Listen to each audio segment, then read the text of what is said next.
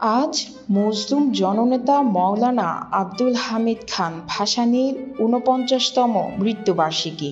১৯৭৬ সালের এই দিনে রাজধানীর পিজি হাসপাতালে শেষ নিঃশ্বাস ত্যাগ করেন তিনি। পরে টাঙ্গাইলের সন্তোষে তাকে সমাহিত করা হয়। দিনটিকে উপলক্ষ করে আজ ঢাকা ও সন্তোষে নেওয়া হয়েছে বিভিন্ন কর্মসূচি।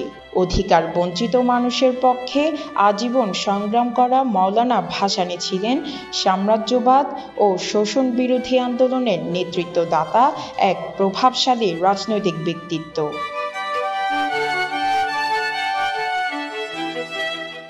তার মৃত্যুবার্ষিকী উপলক্ষে বিএনপির ভারপ্রাপ্ত চেয়ারম্যান তারেক রহমান বাণীতে বলেন, ভাসানী ছিলেন নিপীড়িত মানুষের পক্ষে আপোষহীন যোদ্ধা এবং স্বাধীনতা ও গণতান্ত্রিক আন্দোলনের উজ্জ্বল নক্ষত্র।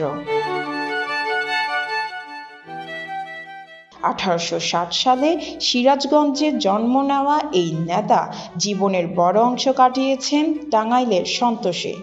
স্বাধীনতা যুদ্ধের সময় ছিলেন প্রবাসী সরকারের উপদেষ্টা এবং আওয়ামী লীগের প্রতিষ্ঠাতা সভাপতি।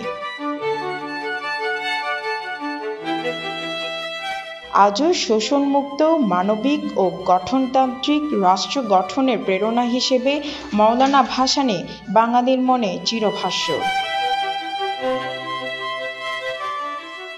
Desk report, news today.